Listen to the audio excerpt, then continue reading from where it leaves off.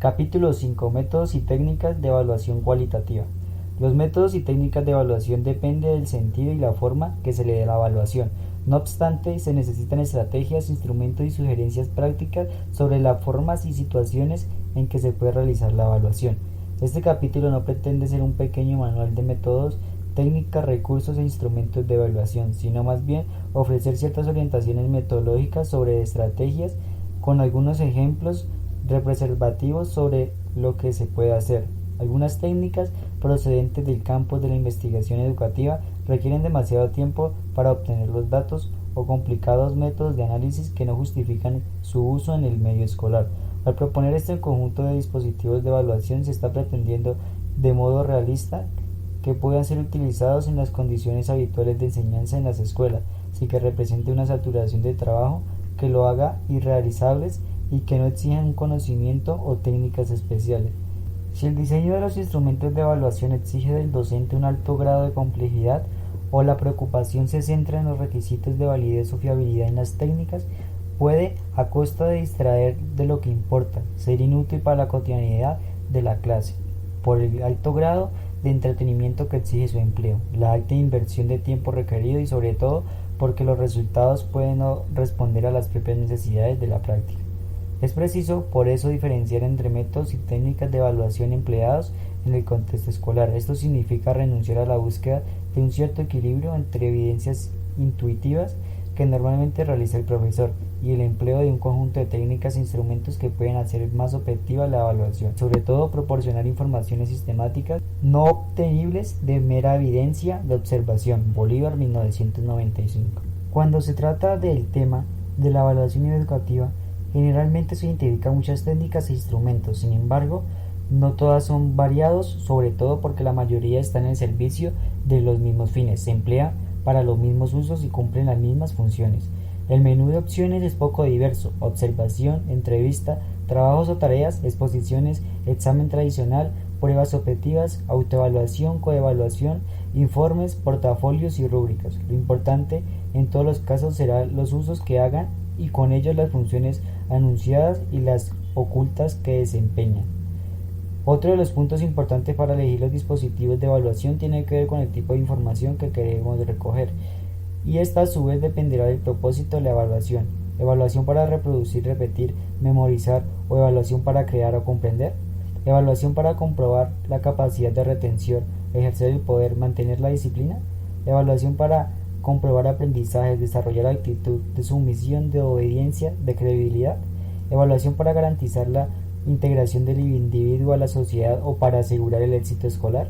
Evaluación para garantizar la formación correcta de quienes aprenden. Según las respuestas que se den, estas cuestiones se dará aludiendo a formas de evaluación distintas. Como ocurre con otros asuntos educativos, el docente debe asumir una postura propia, pues existe, la necesidad de que el profesor se sitúe, tome postura al respecto al conocimiento, al contexto sociocultural y económico y al proceso educativo en que se lleva a cabo la evaluación. Como la educación, la evaluación es un ejercicio neutro, reducida a ejercicio técnico, oculta otros valores que conlleva la evaluación y que justifica alguna de las funciones implícitas que desempeña de manera eficaz, aunque no siempre justa. Álvarez Méndez, 2005, 85. A continuación, en este antepenúltimo apartado, se desarrollará algunas de las técnicas e instrumentos de evaluación frecuentemente empleados por el profesor de los niveles educativos. Técnicas de recogida de datos. En la investigación se exige que los instrumentos utilizados sean fiables, que produzcan resultados consistentes, cualquier que sea el lugar, forma o equipo en que se aplique, y válidos, en cuanto que los resultados o respuestas permitan diferenciar entre individuos o grupos, distinguiendo a su vez varios tipos de validez, interna, externa, de contenido, concurrente. A los profesores de aula les importa sobre todo que dentro de las posibilidades de trabajo en las escuelas los instrumentos de evaluación puedan brindar información útil según el propósito que se prenda. La recogida de los datos mediante diferentes técnicas frecuentes y momentos debe ser procesada y combinada de manera crítica y reflexiva para posibilitar un juicio acertado de los alumnos. A esta combinación se le denomina técnicamente triangulación, porque sobre el mismo objeto se conjugan tres o más perspectivas, evidencias o metodologías confirmando un marco de referencia más comprensivo. Así, en la evaluación del aprendizaje se deberá reunir el punto de vista del profesor con los de los alumnos y contrastarlo con los demás colegas del ciclo o etapa, o en su caso un observador externo.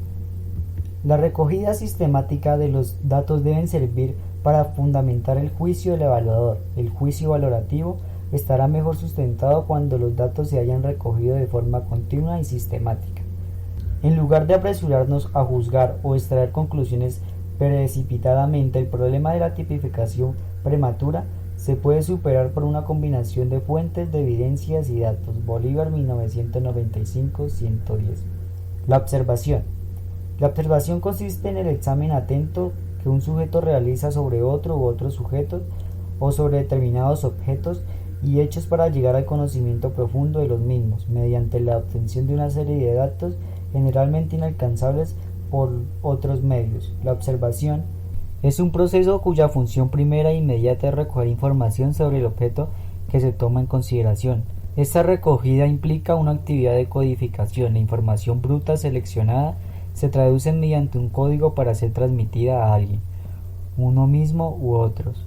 Postig y de Ketele, 1992-17. La observación es la mayor fuente de datos que posee la persona, por lo que se utiliza tanto en los procesos de evaluación, que en esta obra tratamos, como en cualquier estudio o investigación, así como en todas las situaciones de la vida. Ofrece información permanente a la persona acerca de lo que ocurre en su entorno. Es cierto que la técnica de observación ha sido utilizada durante mucho tiempo por los profesores en las aulas, pero no de forma organizada ni sistemática. ¿No observan los profesores a sus alumnos? ¿No consiguen datos mediante esta técnica? Por supuesto que sí, pero son pocas las ocasiones en que los profesores se atreven a utilizar los datos observados para sustentar su juicio evaluado acerca del desempeño o actuación del alumno. ¿Por qué ocurre esto? Porque la evaluación no se planifica, no se realiza con el suficiente rigor o sistematicidad para poder apoyar un juicio de valor con base en los datos reunidos. Por su parte, Casanova, 1999-134, señala un conjunto de características acerca de la observación que habitualmente se realiza en el aula.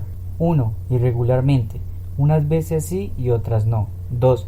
Sin objetivos delimitados de antemano. Se observa lo que más llama la atención, por ello se observa diferentes aspectos en distintos alumnos.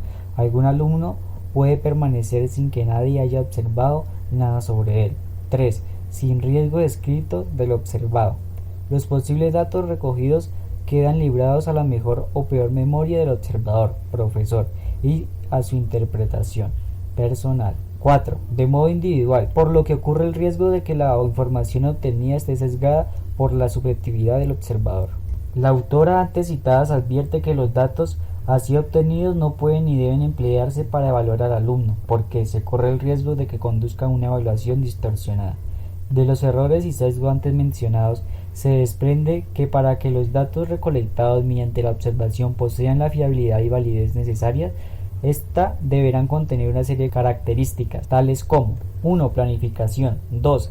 Definición clara y precisa de objetivos. 3. Sistematización. 4. Delimitación de datos que se recogerán. 5. Registro de datos en los instrumentos o soportes convenientes. Y 6. Triangulación de las observaciones realizadas. 1. Planificación de la observación. Todo proceso de observación demanda que antes de empezar a observar se haga una planeación adecuada que a. Delimite claramente el tipo de datos que desea obtener. B. Defina los objetivos que es posible cubrir. C. Precise el modo de sistematizar los datos para garantizar su rigor. Y D. Prevea la elaboración de selección de los instrumentos adecuados para recoger los datos previstos. 2. Triangulación de los datos. Es fundamental el contraste de la información recogida, triangulando la misma con otros observadores que participan en el proceso. El contraste contribuye a reducir la influencia que en las observaciones puede ejercer la subjetividad del profesor u otro observador externo. Hay que vigilar que no conduzca por sesgos en la interpretación durante el proceso de observación, para lo cual se recomienda realizar observaciones colegiadas y puestas en común, incluso con la participación de la persona observada. Conseguir observaciones objetivas en una tarea compleja en la que intervienen diversas limitantes, entre las que se encuentran los valores individuales y los aceptados socialmente, el grado de conocimiento de determinados campos, las formas de actuación aceptadas en general, etc. Por eso resultaba imprevisible el contraste de los datos recogidos mediante esta técnica, Casanova 1999. Por otro lado, se aconseja hacer las anotaciones escritas del observado de forma inmediata, en el momento más cercano posible a la producción del hecho, pues la mente también selecciona, recuerda e interpreta de acuerdo con su estructura, sus esquemas y sus posibilidades, que son evidentemente diferentes unas de otras. Los factores emocionales y motivacionales, por su parte, infieren la forma significativa en el recuerdo y la interpretación de la información. Tipos de observación. 1. La observación participante. En este tipo de observación el observador está integrado, en mayor o menor medida, en el grupo al que se observa. En los trabajos de campo, los antropólogos han llegado a integrarse de tal forma que ni siquiera los componentes del grupo sabían que estaban siendo observados.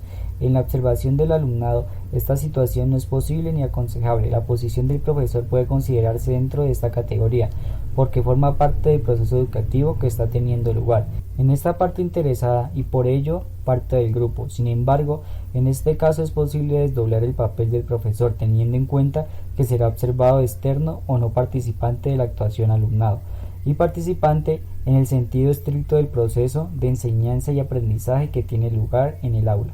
2. La observación no participante.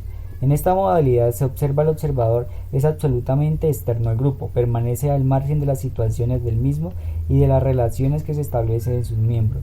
En ningún caso y bajo ninguna circunstancia se integra el grupo que observa. Se trata de un observador externo al grupo de clase, sin implicaciones ni responsabilidades en su modo de funcionar y sin tareas concretas que desarrollar durante el tiempo de observar.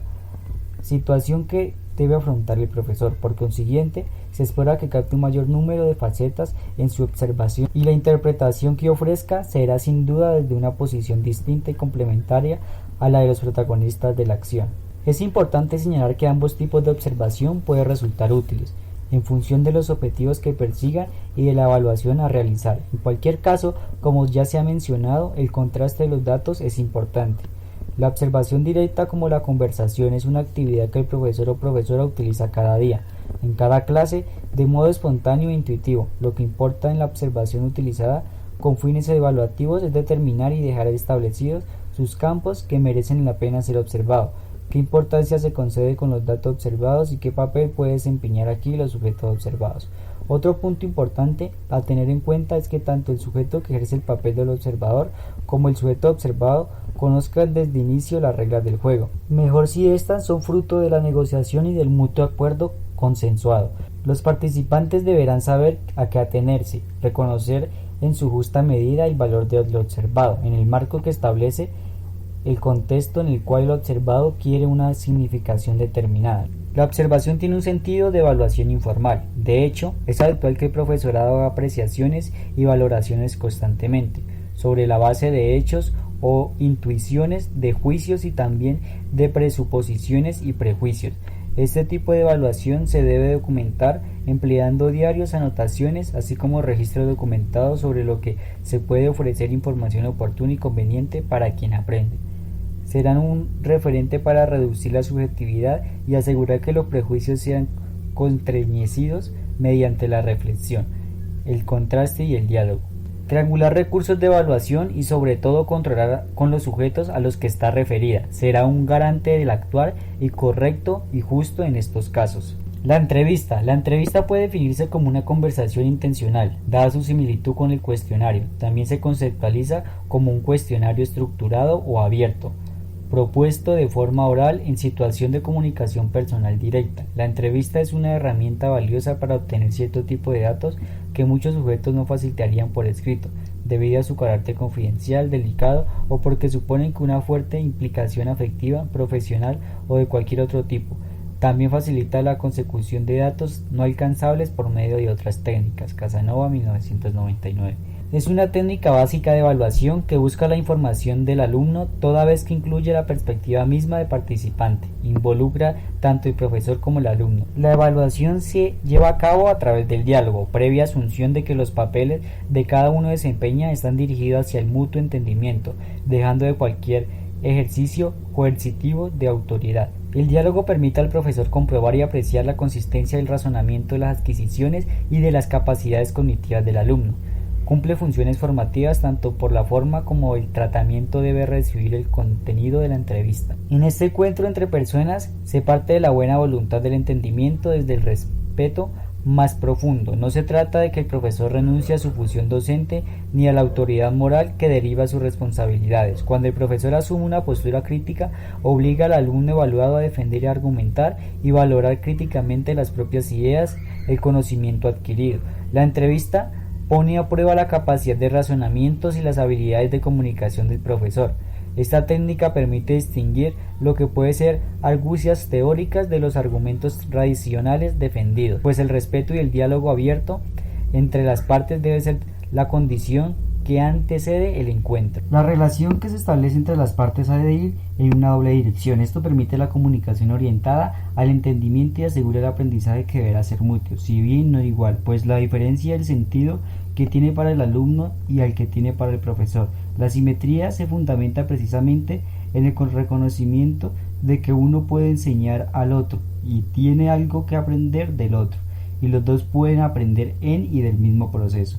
Desde la perspectiva asumida en este libro, la entrevista busca el desarrollo y crecimiento del pensamiento crítico que exige argumentación, pero también en el contexto más amplio en el que se desarrolla y la significación que tiene para los sujetos, cómo vive y se siente su aprendizaje. Es la razón por la que no se puede adjudiciar como defecto a la entrevista el carácter subjetivo de la información recogida, cuando este es uno de sus valores asumidos, encuentro entre sujetos dispuestos a entenderse, saber lo que es el aprendizaje de la posición del alumno y valorarlo como el comprender en su totalidad, es justo el objetivo prioritario que debe perseguirse desde esta técnica.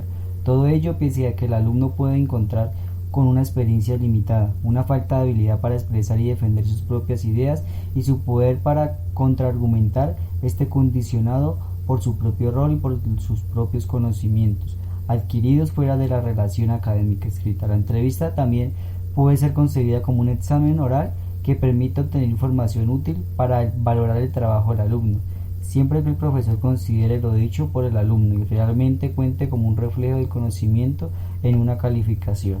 Limitarse a un encuentro en el que se mantienen los papeles, el profesor se pregunta sucesivamente y sin intervenir en la dinámica propia del diálogo provocado por las respuestas. El alumno que responde independientemente a cada pregunta, sin hilvanar las ideas, sin desarrollar argumentos y razones que reflejen un pensamiento claro, un conocimiento integrado.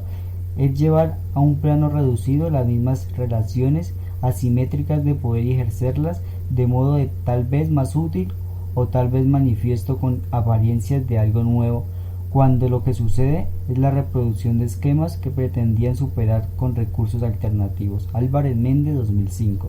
Esta técnica suele utilizarse en el campo clínico, investigador orientador y de los medios de comunicación. Por ello, las funciones que cumple son de carácter diagnóstico, terapeuta, evaluador, investigador, orientador e informativo. Ventajas y desventajas de la entrevista. En el ámbito de la educación, la entrevista empleada como medio para obtener información con fines de evaluación del alumnado ofrece ventajas en comparación con otras técnicas, entre las cuales se pueden destacar 2 puntos.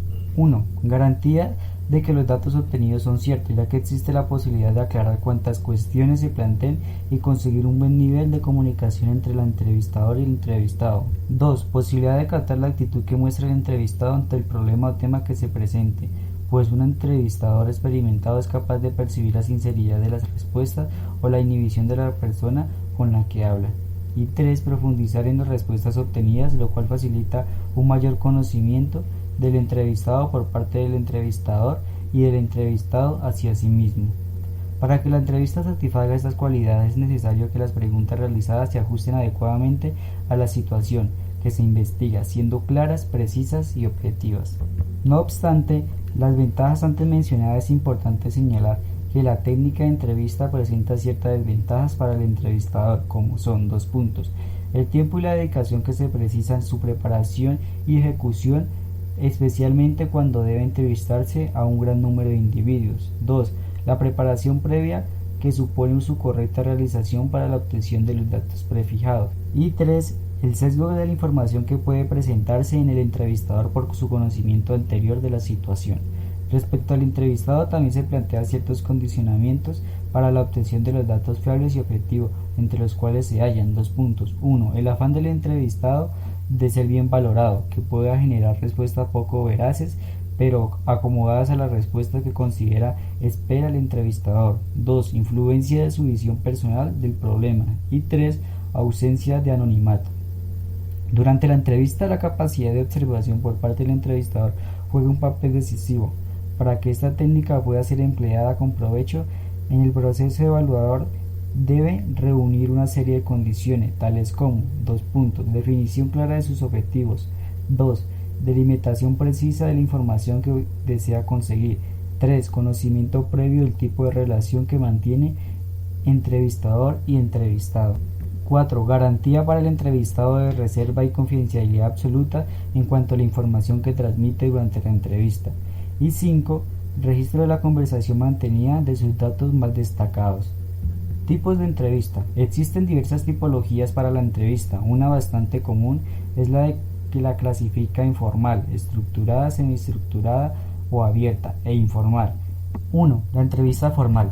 Requiere ser preparada de antemano por el entrevistador. A su vez, presenta diversos grados de estructura o apertura de acuerdo con los cuales la entrevista será. 2 puntos.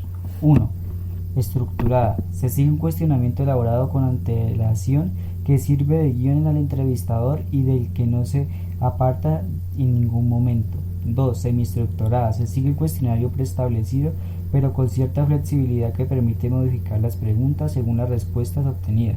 De este modo se optimiza el resultado de la entrevista, pues permite profundizar en aspectos imposibles de prever por el entrevistado hasta no haber recibido determinadas contestaciones. Es el modelo más habitual por ser de utilidad para conseguir información necesaria y por su flexibilidad para profundizar en las cuestiones que se consideran necesarias.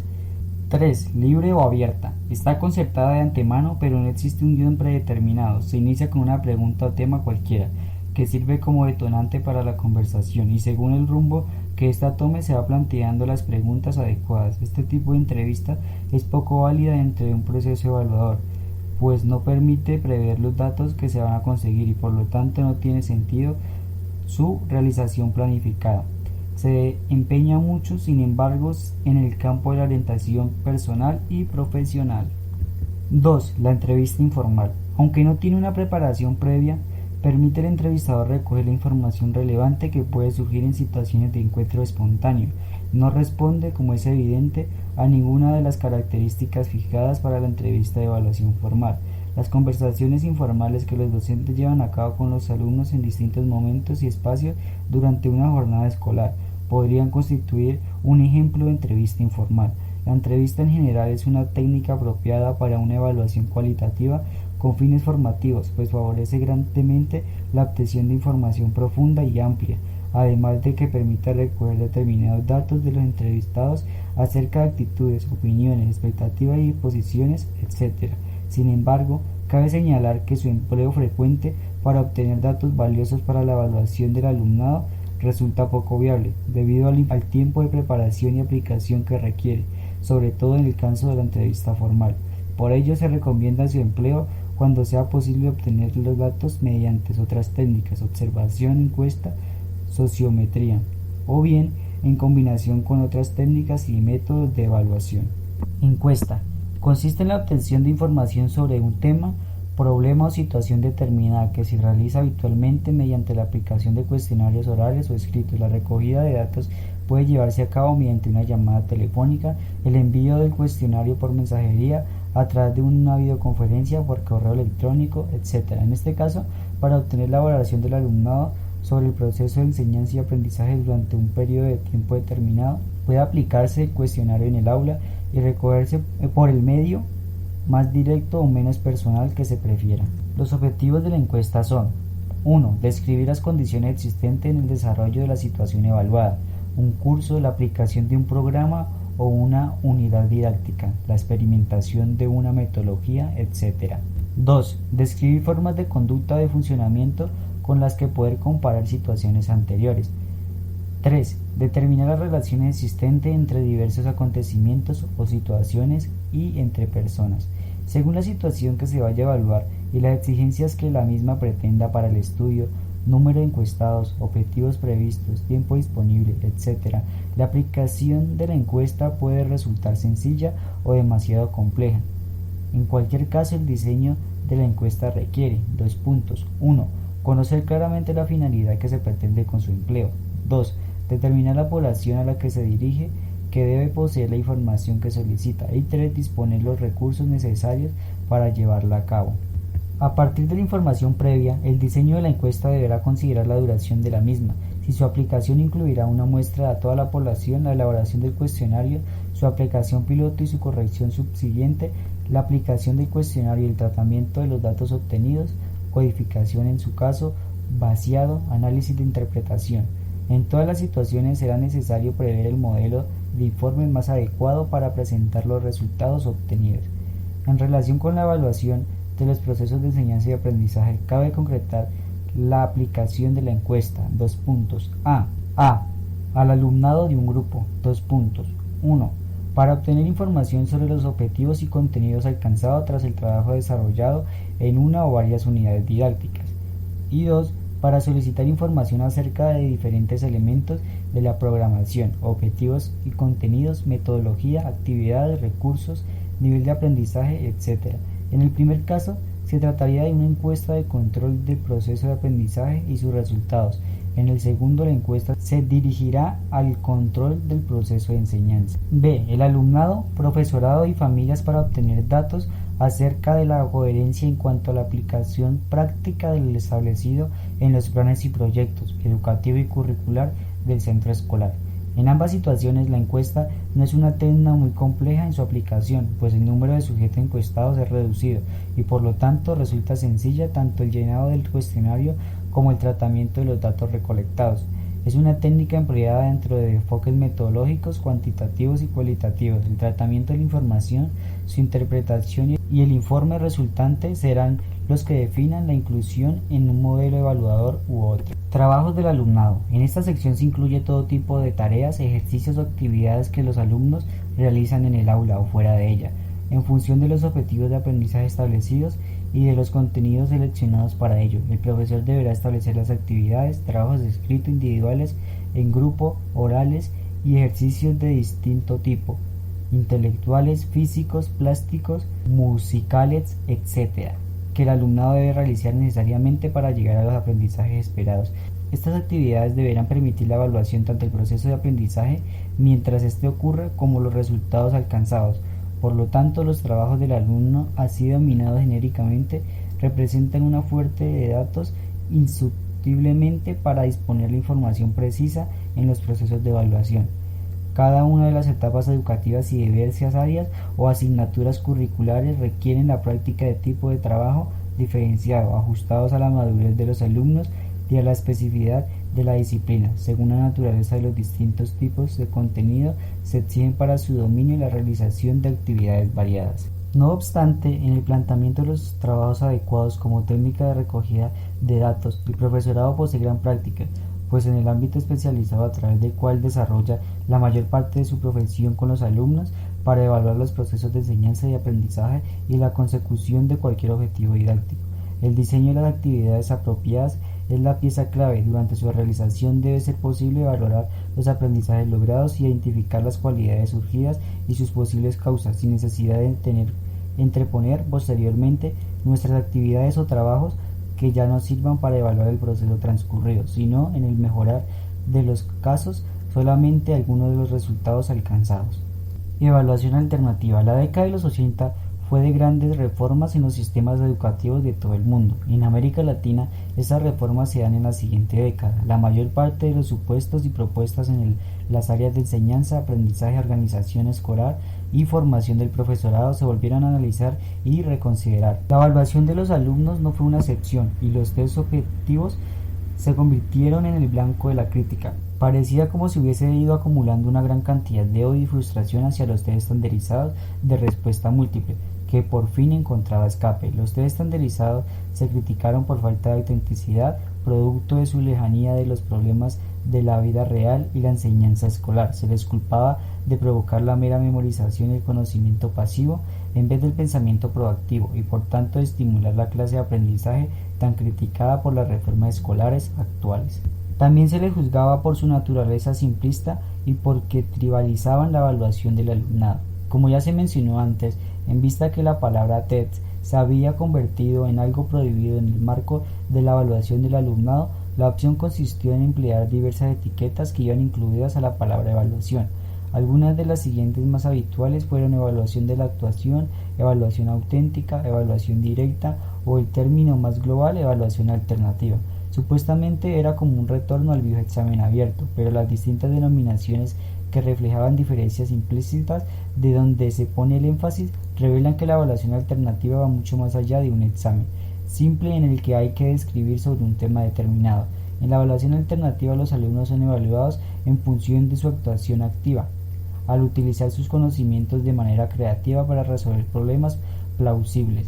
Tiene que ser problemas reales, es decir, problemas complejos, no rutinarios y sin soluciones que resulten evidentes. Deben ser representaciones auténticas de problemas o situaciones que puedan encontrarse en el campo del estudio o en la vida real. La evaluación alternativa la lleva a cabo evaluadores profesionales. También son expertos en el tema, por lo menos con un nivel de experiencia similar al del profesor que enseñaba la asignatura. La interacción entre el evaluador y el evaluando también favorece mucho en este tipo de evaluación. Está abierta a diversos métodos innovadores de la evaluación que son muy diferentes del típico examen de papel y lápiz. Dos técnicas interesantes que han recibido especial atención son los portafolios y las exposiciones, los cuales serán abordados en la siguiente sección. Los portafolios. El portafolio del alumno es una colección de documentos que refleja el rendimiento o desempeño, por ejemplo, resultados de exámenes, calificaciones, premios, y los trabajos, por ejemplo, composiciones, resúmenes de libros, cintas con exposiciones orales, dibujos, producidos por el alumno durante el proceso de aprendizaje dentro o fuera del centro escolar. El alumno tiene libertad para elegir los documentos que formará su portafolio, pero tiene que especificar los tipos de documentos a incluir. Los profesores u otros evaluadores revisan el portafolio y los utilizan para evaluar al alumno, pero este es parte importante del proceso. Puede decidir qué va a incluir en el portafolio, se le puede incluso evitar o comentar los documentos incluidos, discutir su importancia con el profesor, etc. y así influir el modo en que serán evaluados. El uso de los portafolios no se restringe a la evaluación del alumno, se puede utilizar para la evaluación tanto del profesorado como el de la escuela en su conjunto. Arbezu y Díaz, Barriga, 2013. No obstante los beneficios de esta técnica, se advierte que, el portafolio de trabajos de los estudiantes, en el que se tiene actualmente grandes esperanzas, depende más de la motivación de los estudiantes y hasta de la información de los padres, en el caso de la educación básica, que la de la regulación de los aprendizajes. Se puede utilizar el portafolio para establecer un diálogo metacognitivo con cada estudiante, pero seguramente no es el único ni el principal instrumento de observación formativa. P. Renaud, 2010, B. 132. Las exposiciones. La exposición es una demostración de destrezas y competencias en el uso del conocimiento con un propósito concreto, en una tarea dada. El contenido de aprendizaje seleccionado es parte del programa escolar y la tarea puede ser elegida por el alumno o establecida por el docente. Lo común es que las exposiciones sean representaciones en vivo de alguna destreza técnica o artística, competiciones entre alumnos, por ejemplo, en debates públicos, o representaciones de proyectos desarrollados a lo largo de un periodo de tiempo. Se espera que el alumno represente los productos de aprendizaje y que se convenza a los demás de que sabe utilizar sus conocimientos. La escuela debe tener claro qué espera de sus alumnos y cómo van estos a demostrar esas cualidades. Debe también especificar con antelación los estándares o normas por los que van a ser juzgados. Ambas técnicas, portafolio y exposiciones, hacen hincapié en la importancia de la participación del alumno en el proceso de evaluación y en la interacción entre el alumno y el evaluador. En el método de portafolios, el alumno elige los documentos a incluir después de haber hablado con el profesor, para aclarar lo que supone que tiene que demostrar con su portafolio. Muy a menudo, especialmente si se utiliza con fines formativos, se espera que reflexionen sobre el significado de los documentos en diálogo oral o escrito con su profesor. En la técnica de exposición, como ya ha ido señalando, los alumnos forman parte del proceso de evaluación, tanto porque pueden decidir la naturaleza de la exposición, como porque tienen que dialogar con los profesores y con otros interlocutores para convencerles de que las exposiciones demuestran que saben utilizar sus conocimientos y otros recursos que separan que adquieran en la escuela. Algunas veces esto se hace en debates o competencias públicas y otras veces defendiendo los proyectos de investigación que han tenido que llevar a cabo o explicando la importancia de su trabajo mientras lo representa en una exposición pública. En ambos casos, en el centro de la evaluación hay una especie de diálogo entre las dos partes, a pesar de que Una es el alumno y otra el profesor, uno el evaluado y otro el evaluador. El diálogo no trata de los resultados de la evaluación completa, es parte del proceso de la evaluación. En los portafolios y las exposiciones, la interacción entre el profesor y el alumno es parte de un proceso de evaluación en la que ambas partes interactúan e intentan averiguar los resultados de la misma manera dialogada. Este diálogo es la esencia y la evaluación. Otro elemento significativo a considerar tiene que ver con los criterios o aspectos a evaluar en una exposición. Una rúbrica puede ser un instrumento de utilidad para tal efecto. Instrumentos de evaluación. Los exámenes son instrumentos empleados en la evaluación del aprendizaje que tiene una larga tradición en el ámbito escolar. Inicialmente eran exámenes abiertos con preguntas formuladas por los profesores y respondidas por los alumnos de forma oral o por escrito. A veces eran preguntas cortas que supuestamente tenían que estimular respuestas más bien largas. Otras veces se pedían a los alumnos resolver complejos problemas o discutir temas controvertidos de forma que demostrara su conocimiento y comprensión. También se les solicitaba trabajar en proyectos o escribir ensayos fuera del aula, utilizando bibliotecas y recogiendo datos en laboratorios o en el mundo real. El contenido en los exámenes se basa en lo que se había enseñado, por lo que nadie preguntaba hasta qué punto representaban el contenido de la instrucción. Y de la misma manera que se confiaba en que los profesores enseñaban a sus alumnos, se les confiaba la calificación de exámenes y trabajos. A los alumnos también los examinaban diversos tribunales compuestos de educadores y eruditos cuya credibilidad quedaba fuera de toda duda, y quienes se suponía que sabían, incluso mejor que los profesores, hacer las preguntas correctas y determinar las respuestas apropiadas. Todo el proceso de la evaluación parecía bastante sencillo y directo, pero las preguntas que se hacían a los alumnos no necesariamente eran sencillas ni obvias. El proceso de la evaluación estaba basado en el juicio de profesores y académicos expertos en la sabiduría de sus preguntas. Después vinieron las pruebas objetivas. Estas eran generalmente largas, con un gran número de preguntas o ítems reactivos, como se les llamaba. Algunos reactivos eran preguntas que había que contestar con una sola frase o incluso con una palabra o número. Otros hacían una pregunta y daban 4 o 5 posibles respuestas para elegir una, que era la correcta. Estos se denominaron ítems de respuesta múltiple, verdadero, falso, correlación, complementación y mucho más. Todo el proceso de la evaluación, especialmente el de la preparación del test, se hizo demasiado sofisticado y complicado para el profesorado, pero las preguntas que se hacían eran demasiado sencillas, incluso simplistas y alejadas de la vida real, así como el proceso de aprendizaje. No es de extrañar, por tanto, que algunos educadores se refiriesen a las pruebas objetivas como un insulto a la inteligencia. Nebo 1997. Pero los tres objetivos también tenían muchas ventajas, eran fáciles de calificar y en muchos de los casos lo podían hacer cualquier profano, alcanzándose un alto nivel de concordancia entre las personas que puntuaban. La aplicación de los test resultaba barata y se podía administrar simultáneamente a un gran número de alumnos en poco tiempo. Los resultados de los alumnos no estaban contaminados por su capacidad de expresarse oralmente o por escrito, y debido a que los test objetivos podían evaluar un número relativamente grande de ítems en un corto periodo de tiempo, se tenía la impresión de que podían ser medidas válidas, ya que un solo test podía incluir una muestra representativa de su importancia en una sociedad productiva de masas y de sistemas educativos masivos. La idea de los exámenes objetivos, para bien o para mal, no se originó en educación. Empezó en psicología con la creación de test de inteligencia y de medida de la aptitud en Europa y en Estados Unidos a finales de los siglos XIX y a principios del siglo XX. Se emplearon en el objetivo de seleccionar alumnos para la educación superior. También se utilizaron en las dos guerras mundiales para clasificar individuos para el servicio militar. Era en la industria y en el mundo de los negocios para seleccionar empleados, y en los Estados Unidos, probablemente más que en ninguna otra parte, también se aplicaron en aulas, las escuelas y los distritos escolares, y allí permanecieron como medio principal de evaluación del alumnado la mayoría parte del siglo XXI. En concreto, se puede afirmar que el examen es una prueba de evaluación estructurada en torno a un número limitado de preguntas que el alumno tiene que responder por las características de su desarrollo y según el tiempo que se disponga. Suele ser de 3 a 5 preguntas o problemas a resolver. Desde una perspectiva crítica, el examen es un instrumento de evaluación vulnerable y difícilmente sostenible, pero esta afirmación no debe interpretarse como un llamado a su extinción de las prácticas de evaluación de aula, sobre todo si se reconoce que continúa siendo uno de los medios existentes más comúnmente empleados por el profesorado. El examen como instrumento bien utilizado cumple funciones que pueden ser educativamente válidas. Las distorsiones y sinsentido con el que se comenta no son imputables al instrumento en sí, sino a quienes llevan a cabo tales usos o abusos, producto muchas veces de la torpeza o la ignorancia. Dos cuestiones resultan importantes: uno, los usos que se hacen del examen, y dos, el tipo de preguntas que en él se formulan. Los usos que se hagan en el examen serán el criterio definitivo para evidenciar sus posibilidades. Si la información que arroja el examen sirve al profesor para mejorar su propia enseñanza y reorientar y ayudar a los alumnos en su aprendizaje, se puede desempeñar un papel constructivo en la formación del alumno. En cambio, si el examen solo sirve para medir, sinónimo de calificar la información transmitida que el alumno puede producir literalmente, el examen se convierte en un artefacto carente de valor educativo.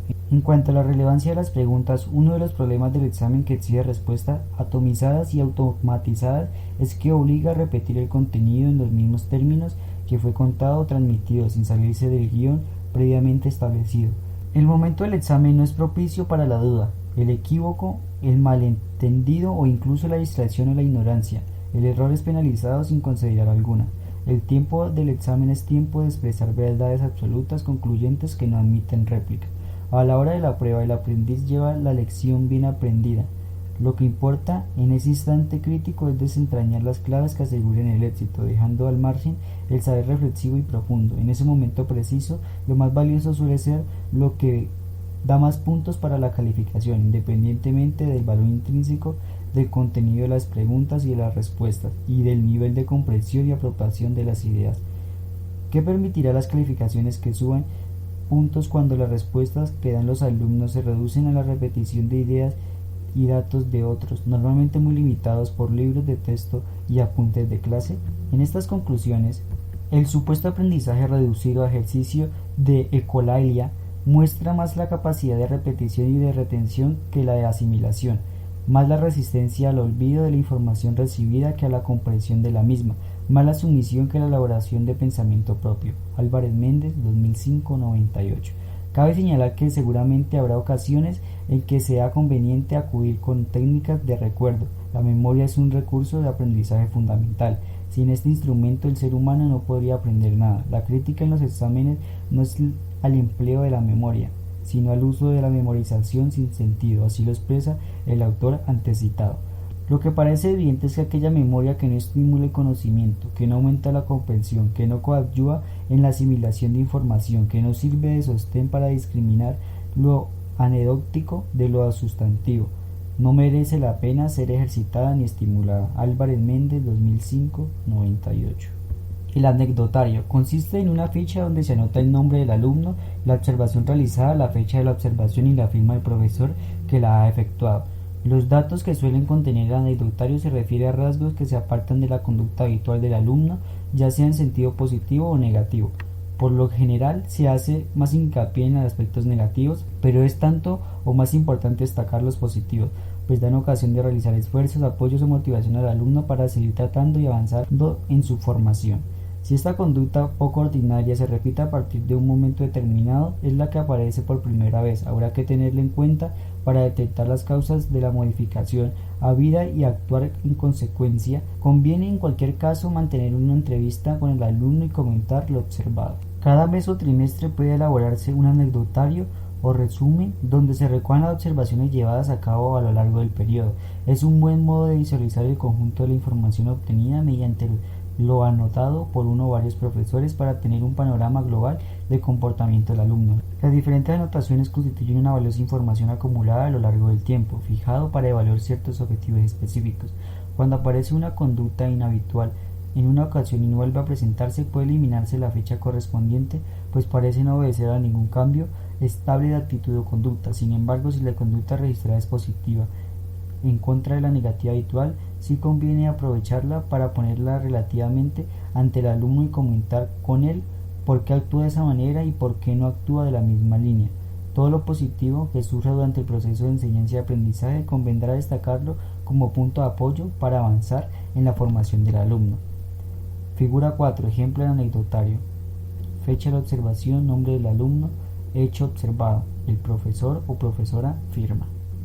Lista de control. Consiste en un cuadro de doble entrada en el cual se recogen en una columna izquierda los objetivos que deben alcanzarse en un periodo de tiempo medio o largo, de un trimestre en adelante, a los indicadores que se desean valorar a lo largo del periodo de tiempo que se determine. La formulación de los indicadores y objetivos deben ser clara, concreta, directa, unívoca, solo en uno en cada ítem, de modo que permitan su observación recogida por otros medios sin ambigüedades ni posibles interpretaciones personales. En la parte superior horizontal aparecerá el nombre de los alumnos de un grupo de clase en caso de que se aplique para la evaluación de su aprendizaje. De esta forma, cuando el alumno ha alcanzado su objetivo, se anota en la cuadrícula correspondiente en la que cruzan objetivos alumno con una marca cualquiera, una cruz, un punto. Sin embargo, no se valora el grado de consecución de cada objetivo, sino solamente si ha conseguido o no. Si el proceso de aprendizaje que sigue ese grupo es el correcto, la lista de control se irá cubriendo progresivamente en todas las cuadrículas. Para comprobar la marcha de ese proceso será necesario poner atención, pues pueden representarse dos situaciones, dos puntos. A. Que alguna fila se quede sin llenar, lo que significaría que ese objetivo no está siendo considerado en el programa del profesor y por lo tanto requiere ser incorporado urgentemente. B. Que en una columna no existan anotaciones, lo que llevará a la conclusión de que ese alumno no está alcanzando los objetivos previos, en su totalidad o parcialmente.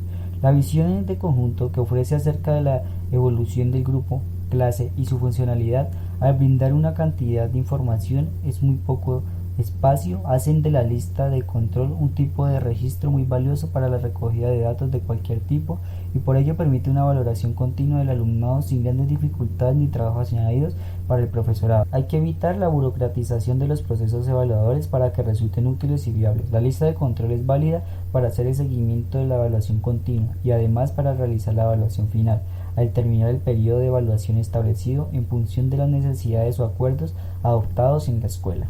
Hay que recordar que evaluación final no es sinónimo de examen final. Esto debe consistir en una reflexión final acerca de lo conseguido durante un tiempo acotado de antemano, para la cual es impredecible posterior datos rigurosos recogidos a lo largo del proceso que pueden anotarse en la lista de control.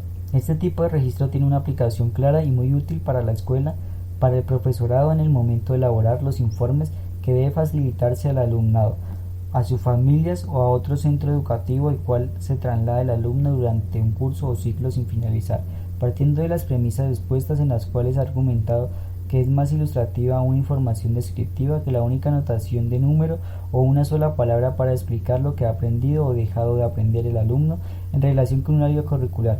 Conviene que este informe contenga la descripción de lo que ha trabajado y conseguido o no el alumno evaluado.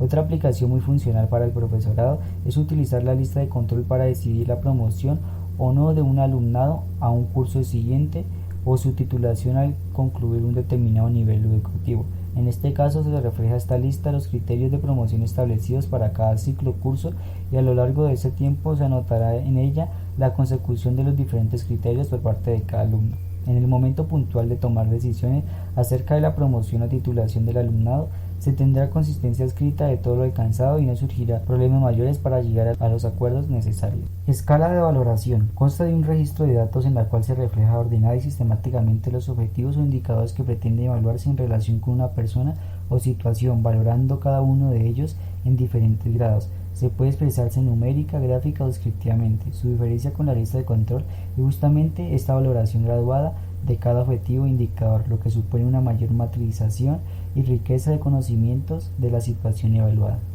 Tipos de escala de valoración. Según la información que se anota de los datos, las escalas se clasifican en numéricas, gráficas o descriptivas. A. Numérica.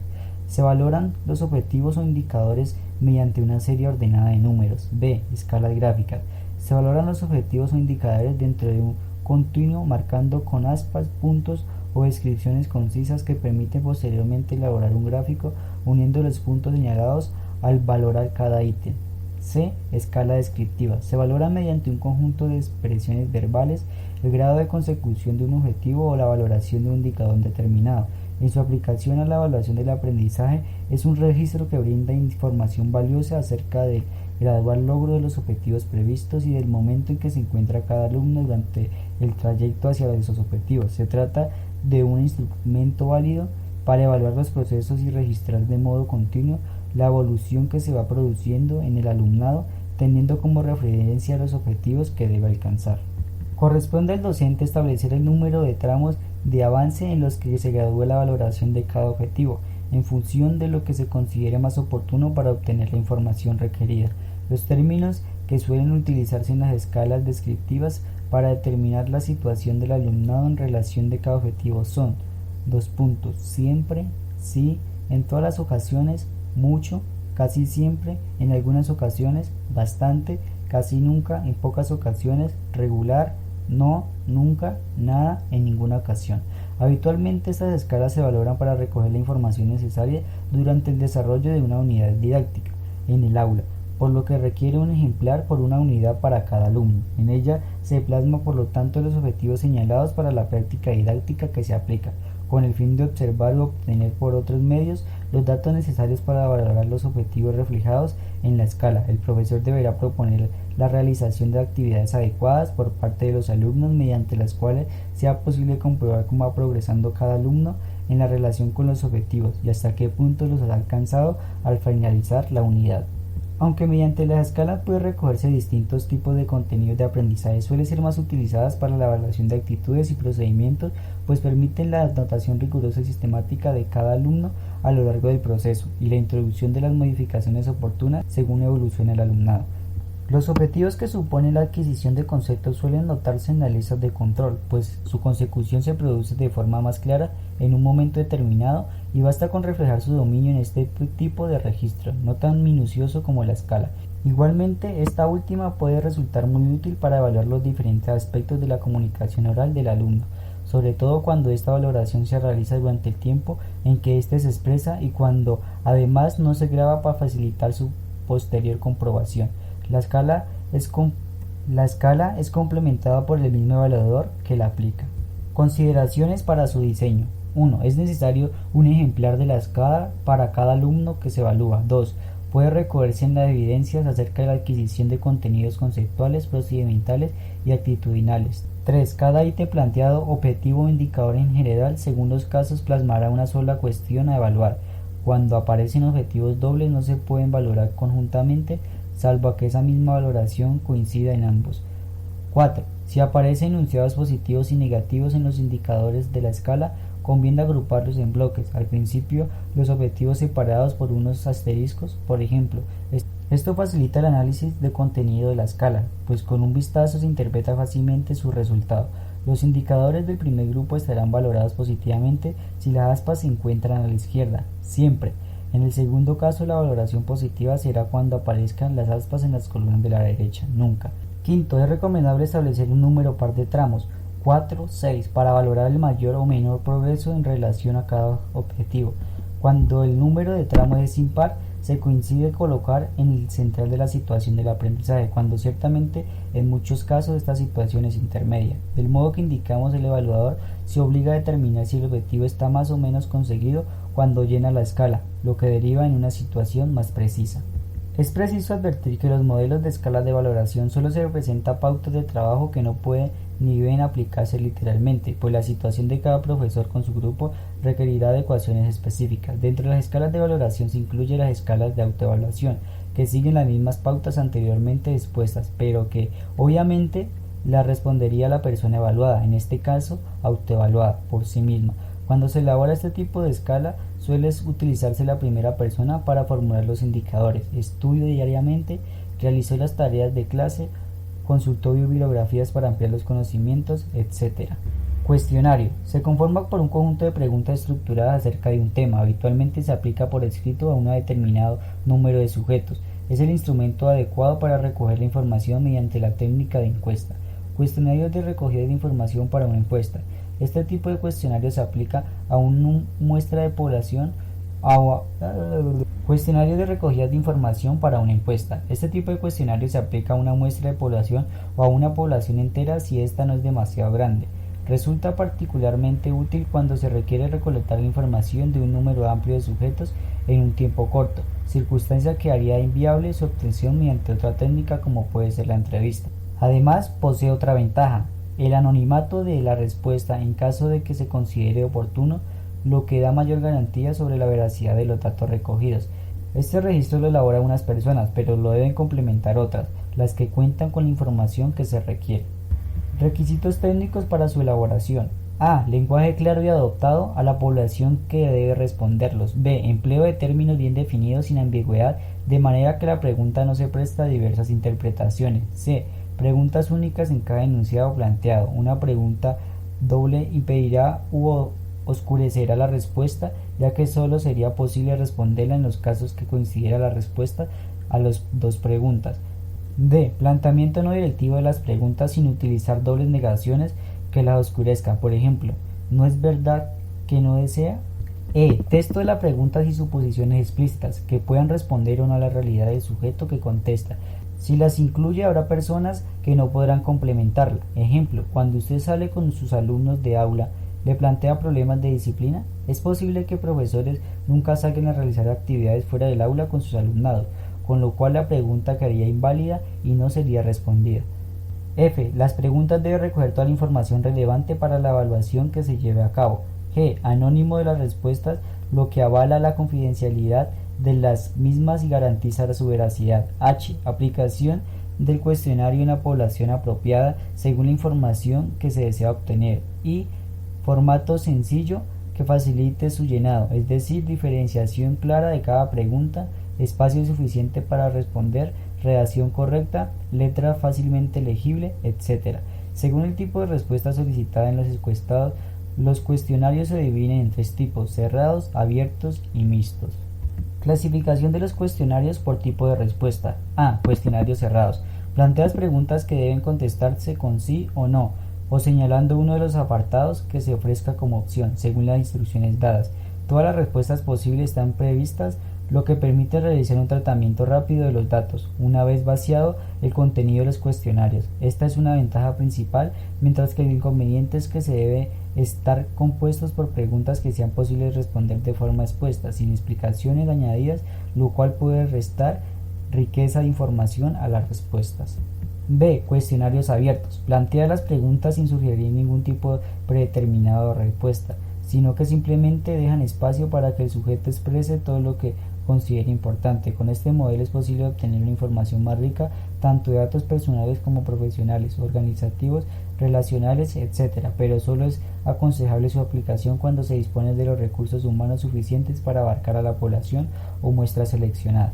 C. Cuestionarios mixtos. Contienen preguntas de ambos tipos, abiertas y cerradas, de modo que la mayor parte de la información resulta codificable, mientras que una parte pequeña de la misma, imprescindible o muy significativa para el estudio, es tratada e interpretada cuestionario por cuestionario. El uso de este tipo es muy frecuente, pues suele ser interesante demandar alguna aclaración a cuestiones representadas con formato cerrado, y en estos dos casos se ofrece la opción de respuesta abierta. De esta forma se maneja un modelo intermedio que permite por lo general obtener la información que se requiere para la evaluación. El cuestionario es aplicable y útil para diversos ámbitos de la evaluación. Se emplea habitualmente en la evaluación de diferentes componentes del centro educativo, planteando preguntas al profesor, alumnado, familias, personal administrativo, asesores técnicos, y también en la evaluación de los procesos de enseñanza, preguntando sobre ellos a los alumnos, profesores, directivos, familias, etc. D. Cuestionarios de control de procesos y resultados del aprendizaje. Incluye registros que contienen preguntas acerca de las unidades didácticas que se desarrollan en el aula y por ende en torno a los aprendizajes que van adquiriendo los alumnos. Se trata de diferentes tipos de pruebas y trabajos que se hacen habitualmente para llevar a cabo la heteroevaluación de los alumnos. Evidentemente no puede garantizarse el anonimato, pues la información recabada tiene que servir para la valoración de cada sujeto. De acuerdo con las respuestas solicitadas, sea con formato abierto o cerrado, estamos ante ejercicios o pruebas descriptivas y evaluables individualmente, y para cuya interpretación y corrección es necesario un riguroso análisis de contenido mediante el establecimiento de los criterios de evaluación correspondientes, o ante pruebas objetivas que en sus diferentes presentaciones pueden demandar al alumno responder con pocas palabras y muy precisas a cada pregunta, o elegir entre varias respuestas dadas. Una consideración importante es que si se aplica este instrumento de evaluación, el alumno debe tener claro que este no es el único medio por el que su trabajo va a ser valorado, sino que la información obtenida se sumará a los datos reunidos diariamente por su actuación habitual en el aula y en la escuela. Sociograma y psicograma. El sociograma y el psicograma son las formas gráficas de representación de los resultados obtenidos después de aplicar las técnicas sociométricas en el aula. Para su diseño es necesario establecer en primer lugar el modelo de test sociométrico que el alumnado de un grupo debe complementar. con objeto de detectar las preferencias intelectuales y afectivas y los rechazos que pueden existir dentro de un grupo. Básicamente el test sociométrico consta de 3 preguntas clave. 1. ¿A quién se elige en situaciones de trabajo y estudio? 2. ¿A quién se elige en situaciones de diversión? Y 3. ¿A quién se rechaza? Existe la posibilidad de mencionar más de un nombre, de modo que luego se disponga de información sobre personas elegidas en diferente orden de preferencia y sobre personas que no aparecen elegidas por nadie, aunque no estén rechazadas en ningún lugar de preferencia y que resultan objeto de atención por parte del educador. Igualmente, puede interrogarse acerca del porqué de las elecciones o rechazos puestos de manifiesto. Como es evidente, con la primera pregunta se detectan las preferencias intelectuales, la segunda las preferencias afectivas y con la tercera la posible existencia de algún miembro rechazado por el grupo. Una vez que el grupo ha respondido el test en una aplicación colectiva y por escrito, se enumeran los test contestados de manera que no aparezcan los nombres de los interesados en las representaciones posteriores y se garantice la confidencialidad de la respuesta. La aplicación del test a los alumnos menores de 8 años se suele realizar con la forma oral, con el propio profesor registrando las respuestas. Diario del alumno. El diario de los alumnos puede ser un buen instrumento para conocer desde su perspectiva lo que ocurre en el aula, su propia autoevaluación para implicar a los alumnos en la mejora de su aprendizaje y el proceso de enseñanza, así como para ayudar a identificar problemas, etc. Al tiempo, es un medio de aprendizaje para el alumno, incrementa su capacidad de escritura, la habilidad de expresar sus propios sentimientos, etc. Cada alumno anota algunos comentarios sobre la clase, ambiente de clase, relación con los compañeros, grados de satisfacción, actividades que más le ha gustado, sus actitudes ante algún problema social, moral, abordado, etc. Para no transgredir el carácter íntimo que pudiera adoptar con fines evaluativos o reflexivos del alumno, si el diario se emplea por el profesor como medio complementario de evaluación, debe referirse a las evidencias y preocupaciones relativas exclusivamente a su trabajo en el centro escolar. En el último caso, este asunto depende del talante del profesor, de la recepción del alumno y del propio sentido que tenga la evaluación. Figura 5. Ejemplo de parte del diario del campo de una alumna. 30 de marzo. Hoy estoy preocupada por haber reñido con mi hermano y por el castigo que nos ha puesto mi padre. Por eso he estado distraída en la lectura y los ejercicios de comunicación que se han hecho en clase. En el recreo, además, no he tenido ganas de juntarme con las amigas. Lo que menos he tenido del inglés en el ejercicio de la traducción hoy ha sido: debo preguntar mañana a la profesora cómo se conjuga. Isabel, 11 años. En algunos casos, el diario del alumno se emplea como un cuaderno de trabajo, donde se va recopilando el conjunto de actividades, trabajos, síntesis, ejercicios o tareas que a lo largo del curso se va realizando. En estos casos se convierte en uno de los instrumentos básicos en la metodología didáctica de la asignatura, pero no es este tipo que nos interesa en nuestro ámbito. Por tratarse de un documento que no se pretende enseñar a nadie, el diario tiene la ventaja de la veracidad de los datos contenidos en él. Por el contrario, hay que hacer notar que esos datos pueden ser absolutamente subjetivos y de eso debe tener consciente el evaluador, profesor. Resulta interesante porque la información de cada día puede servir a posteriori de contraste con la recogida o a través de otros instrumentos más formalizados y con la colaboración de varios evaluadores. Con el paso del tiempo muestra memoria selectiva, hace que desechemos mucha información. Esa información solo es recuperable si la hemos plasmado día a día en nuestro diario personal con fines profesionales.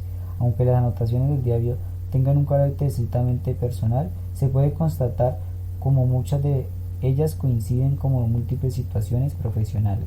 En otros casos, para salvar este componente íntimo, se puede adoptar la forma de diálogos diarios escritos como un momento en que todos los días, al comienzo de la jornada o al final de ella o de un trabajo, el tutor dialoga con los alumnos sobre las tareas, actividades, sentimientos, percepciones y esto expresa su opinión sobre las decisiones del profesor y sobre sus propias preferencias. Este tipo de diario proporciona al alumno la oportunidad de expresar lo que siente y valorar el trabajo del aula y crea una relación directa entre profesor y alumnado. Al profesor le ayuda para ver el grado de desarrollo de cada alumno, para planificar de modo más ajustado la enseñanza, investigar su práctica, etc. Como procedimiento, cada día los alumnos deben escribir al menos 4 o 5 líneas sobre el trabajo escolar, sus intereses personales, etc. Se puede pensar que el diario es un medio costoso temporalmente, pero que la práctica no lo es si los alumnos lo escriben en un formato sencillo, dedicando, por ejemplo, al final de la sección para iniciarlo. Luego lo acabará en otro momento. El profesor, por su parte, puede cada día revisar al azar un determinado número de diarios. De este modo, en poco tiempo se puede ir teniendo una visión de lo que se piensa de los alumnos. Grabación. Esta herramienta es útil cuando el evaluador afronta las dificultades que plantea la observación rigurosa y el registro de la información en casos específicos, como puede ser relativos a recogida de datos en situaciones de comunicación, en el aula, trabajos con contenidos de esa temática, coloquios o en la entrevista, por ejemplo, de manifestación de determinadas actitudes, del lenguaje no verbal, etc. La grabación en audio, en video e incluso en fotografía de las actuaciones concretas resulta de gran utilidad y de enorme valor para contar con datos fidedignos que después se trasladen a los registros escritos elaborados para tal efecto. Las situaciones descritas generalmente se caracterizan por hechos que transcurren con rapidez, difíciles, cuando no imposibles, de reproducir con precisión, con una gran influencia de los gestos o actitudes para su interpretación objetiva. Estas situaciones suelen ocurrir en escenarios que proporcionan la pérdida de datos o su reflejo posterior de forma poco exacta con una fuerte carga de subjetividad. La grabación, en estos casos, permite la reproducción permanente de las situaciones referidas, con lo cual se puede escuchar atentamente cuantas veces sea necesario, ver la actuación de una persona o un grupo del conjunto del grupo, localizar la posición grupal de cada sujeto, etc. Facilita, por tanto, la observación serena y el contraste de los datos recolectados. En cuanto a la fotografía, es un dispositivo que resulta útil para dejar constancia de múltiples elementos educativos que pueden tener incidencia o poner de manifiesto lo que está ocurriendo durante los procesos de enseñanza y aprendizaje, contribuyendo de este modo a mejorar los mismos y a interpretar los resultados. Por ejemplo, la fotografía sirve para captar con exactitud organización del mobiliario y material dentro del aula, ubicación espacial de los alumnos, organización de los equipos de trabajo y situación de cada sujeto dentro de ellos, grupo de alumnos que se forman espontáneamente en el patio del recreo, en los pasillos o en el comedor, expresión de los profesores y alumnos durante alguna explicación, nivel de grabación de cada alumno en función de las posturas físicas que adopta, etc. Todos los datos recolectados por cualquiera de estos medios sirven como un buen pretexto para potenciar el diálogo entre evaluador y evaluados, para el contraste de opiniones sobre hechos puestos de manifiestos en las interacciones cotidianas. Inconvenientes de la grabación. 1. Hay que contar con la aprobación por parte de todas las personas implicadas en la grabación y su conocimiento de la finalidad de la grabación, de lo contrario presentaría graves problemas éticos. 2. Aunque la grabación parece garantizar la objetividad por el reflejo fiel de los hechos, hay que considerar que quienes encuadra la cámara y determina el objetivo a grabar selecciona ciertos eventos y deja fuera otros, con lo que se puede ocultar aspectos importantes de la actuación del grupo y por tanto está ofreciendo datos parciales. 3. Algunas personas pueden inhibirse al saber que le están grabando una determinada actividad. Las rúbricas. Las rúbricas son guías de puntuación usadas en la evaluación del desempeño de los alumnos que describen las características específicas de un producto, proyecto o tarea en varios niveles de rendimiento, con el fin de clarificar lo que espera del trabajo del alumno, de valorar su ejecución y de facilitar la retroalimentación. Las rúbricas se utilizan típicamente, por tanto, cuando se necesita emitir un juicio sobre la calidad de un trabajo y pueden emplearse para evaluar un amplio rango de asignaturas y actividades. Se usan para evaluar ensayos o trabajos individuales de los alumnos, pero también para evaluar actividades grupales, breves, proyectos amplios realizados o equipo o presentaciones orales colectivas, y son igualmente apropiadas para las tareas técnicas, científicas o las ciencias sociales y humanidades. Cuándo y dónde usar una rúbrica no depende ni del área ni del tipo de asignatura, sino más bien del objetivo de la evaluación y de la tarea de aprendizaje propuesta. Convencionalmente se distingue dos tipos básicos de rúbricas que varían en la razón de la estructura o concepción formal, analíticas y holísticas. Desde un punto de vista temático, ambas pueden ser a su vez genéricas, referidas por ejemplo a competencias transversales con la expresión oral o escrita, o específicas de un dominio, disciplina o tarea. Tipos de rúbricas. Rúbricas analíticas. En este tipo de rúbricas, cada criterio de dimensión relevante en relación con el producto evaluado se considera separadamente y se enjuicia sobre la base de una escala descriptiva propia. En consecuencia, para un producto dado se obtiene varias puntuaciones parciales que habitualmente al final se agregan a una puntuación total. Las rúbricas analíticas tienen los siguientes elementos básicos. 2 puntos. A. Dimensiones. Son componentes que constituyen por agregación el macro de la evaluación del producto de desempeño del alumno. Puede representar sus componentes de la tarea, aspectos particulares de la misma, atributos genéricos, etc.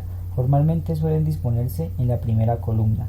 B. Niveles de desempeño. Son categorías dispuestas como un gradiente, definen la calidad del trabajo del alumno, puede ser expresados tanto como etiquetas cualitativas, excelente, bueno, satisfactorio, etc., como un sistema numérico o como ambos elementos. Habitualmente representan el encabezado de la tabla, al ubicarse en la primera fila.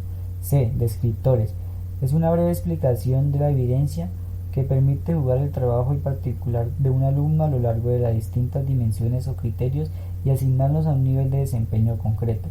Se disponen en las celdas que definen las intersecciones de cada criterio con cada nivel de desempeño. Por otra parte, se sugiere que convencionalmente toda rúbrica esté identificada con un título, incluye un objetivo establecido explícitamente y vaya acompañada de unas breves instrucciones para su uso. Rúbricas holísticas. A diferencia de las rúbricas analíticas, en las holísticas los distintos criterios o dimensiones de la tarea son considerados en combinación sobre una escala descriptiva única. De este modo proporcionan un juicio más global sobre la calidad de los procesos y productos evaluados, puesto que el foco de la puntuación deriva de estas rúbricas se pone en el valor general del trabajo evaluado sobre una escala unidimensional.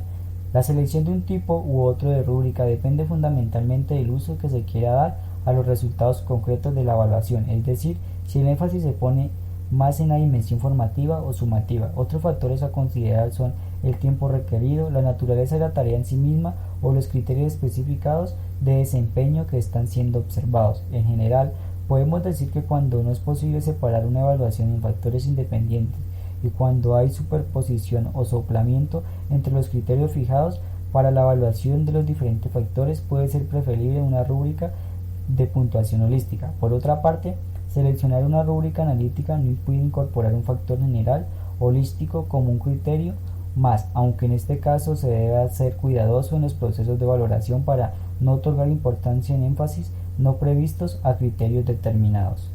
¿Por qué y para qué usar rúbricas? Las rúbricas son una de las muchas alternativas disponibles para evaluar el trabajo del alumno, por lo que su amplio uso y popularidad en el ámbito anglosajón se puede explicar por el hecho de responder eficazmente a dos de los retos básicos que plantea la evaluación auténtica y la alternativa.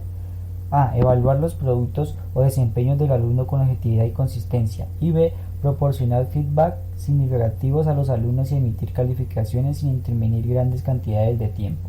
Además, buena parte de la literatura pedagógica considera que las rúbricas son herramientas de gran potencialidad didáctica, capaz de contribuir significativamente a la mejora de los procesos de enseñanza-aprendizaje en su conjunto, más allá de la estricta parcela de la evaluación entendida en términos tradicionales. De las rúbricas se destaca su utilidad para clarificar los objetivos de aprendizaje y para diseñar la instrucción, de modo que se oriente efectivamente hacia ellos, para comunicar a los alumnos los resultados de aprendizaje esperados, proporcionarles información sobre su progreso y juzgar el producto final en términos de grado en el que se cubrieron los objetivos. En definitiva, las rúbricas pueden ser un instrumento útil antes, durante y al término de una unidad didáctica o proceso determinado de enseñanza, aprendizaje en varios sentidos. 2 puntos. A. Ayuda al docente a clarificar y refinar los objetivos del aprendizaje y de la evaluación, a mantenerlos vinculados con los contenidos y las actividades del curso. B. Facilita la comunicación de los alumnos de los resultados de aprendizaje esperados. C. Permite proporcionar a los alumnos feedback descriptivo y a tiempo, tanto en contextos formativos como sumativos. Y D. Dispone un escenario positivo para fomentar la autorregulación del aprendizaje de los alumnos. En esta lección hemos descrito algunos de los métodos, técnicas e instrumentos más frecuentes empleados para valorar el aprendizaje del alumnado desde un paradigma de evaluación cuantitativa. Como ya se ha afirmado, algunos de estos procedimientos son de vieja data en aulas de clase. En el penúltimo capítulo se ofrece algunas orientaciones metodológicas para la evaluación de las competencias en educación, toda vez que la educación por competencias es un tema de enorme relevancia y actualidad no solo en el sistema educativo mexicano, sino en los distintos sistemas educativos de Latinoamérica y el resto del mundo.